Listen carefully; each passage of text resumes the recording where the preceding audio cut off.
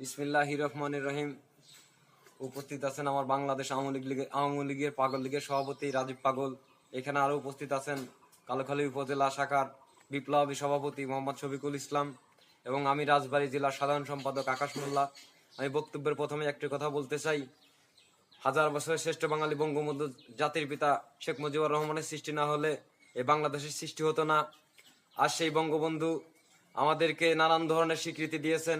আওয়ামী লীগ, পাগল লীগ, স্বেচ্ছাসেবক লীগ, যুবক লীগ, মহিলা লীগ, সমস্ত লীগের প্রতি যে আমাদের আকর্ষণ, যে মানবতাটা দেখিয়ে গেছেন, আজকে তারই সুযোগ্য কন্যা, মাদার অফ হিউম্যানিটি, প্রধানমন্ত্রী শেখ হাসিনা।